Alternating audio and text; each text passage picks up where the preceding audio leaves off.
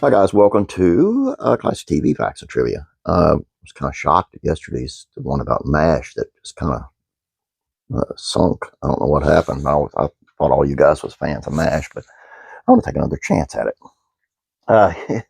This is on the series finale of MASH and what everyone involved had to say about it and say about the series. Pretty interesting. We'll start with Mike Farrell.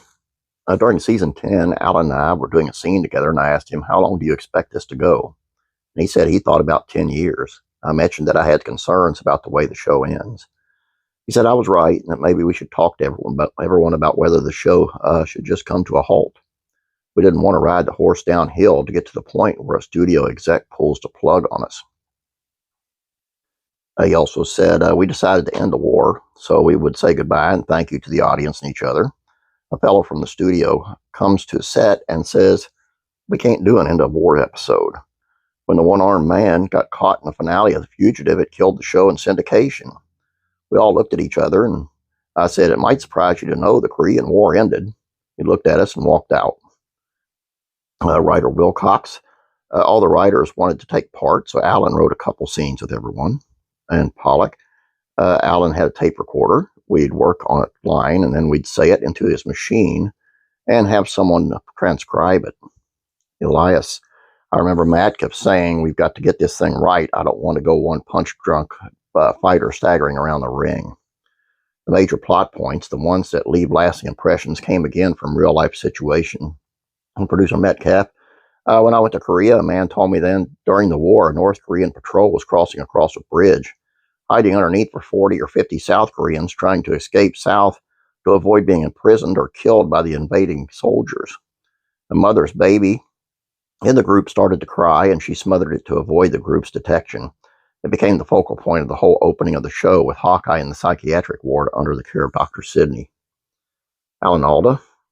I wanted to send everyone home, having been wounded in some way by the war. The finale emphasized the seriousness of what Hawkeye had been through. Wilcox said people were coming to MASH units to surrender because they had food. This included a Korean dance band who played Western instruments. Winchester loved classical music, which gave us the idea to have him meet surrendering musicians and try to teach them Mozart. They're sent away to a POW camp before he can do a concert. In the last triage, Winchester learns they're all killed in the attack. He can't listen to his passion ever again. Loretta Swit said, when Harry and I had to say goodbye, we could hardly rehearse. I had to look at this man whom I adore and say, "You dear, sweet man, I'll never forget you," without getting emotional. And I couldn't. I can't now even. It wasn't words on the page. You knew what you were saying was the truth.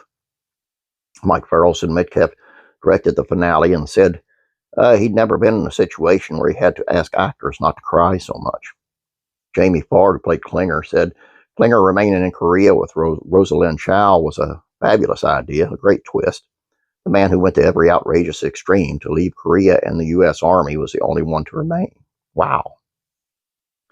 Pollock said the CBS correspondent, who broadcast the final peace announcement from Panmunjom was Robert Pierpoint, who was still working at the network. I asked him if he had saved the tapes, and he said, "When you're running from foxhole to foxhole, you can't be juggling reel-to-reel tape." He thought, however, they shortwaved his reports directly back and said he'd look. A few weeks later, we get the tapes. It turns out we can't use them due to its quality. So we transcribed it, and Robert agreed to do them over. Metcalf said, in a camp as a kid, we used stones to write out something. So we used to write rocks from the pathway for BJ to write goodbye, which, of course, Hawkeye sees when he gets into the helicopter and takes off. On a bigger note, it's the show saying goodbye to the world. Loretta Swit says a few episodes before, Margaret had borrowed a book of poems from Winchester. I really like this one, guys. He got angry with me at one point and made me return it. In real life, we had this running gag. I would tease David all the time that no one had his private phone number. He was very much his own person, very reclusive in a way. So in the final episode, Winchester gives Margaret the book back. I open it and read the inscription. David had written his phone number inside. That's my real emotion on camera. The final episode set records for viewership, not to mention the most expensive kiss in TV history between Hawkeye and Margaret, based on the length of time and the episode's ad revenue per minute. Pollock said that night we had a special showing for the staff on the lot earlier when it aired on TV. Afterward, we drove to our favorite restaurant in Westwood. On the way, we noticed that there were no cars on the street. Everyone was home watching. Metcalf said in New York, the only people making money that night was pizza delivery. According to the Utility Commission, when the show ended, there was an enormous drop in the water pressure because people were flushing their toilets at the same time. The sheer weight of it totally surprised us.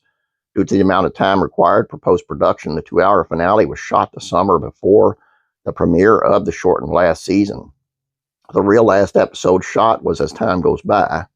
Hundreds of journalists and photographers from around the world waited outside Stage 9 to capture the moment. G.W. Bailey, who played Sergeant Luther Rizzo, said they had 300 members of the press waiting outside, so they had to go say hello to them. Kelly and I were out there waving, and she was shouting, "You're the world press, so get the word out. We need jobs." Someone from Fox heard us and cut us off and put us back inside. Farrell finished up by saying Swit put it so wonderfully. She said, "Every place I stood in a scene, I realized I'd never be doing this again. Every person I had words with, I realized I may never have the opportunity to have this exchange again.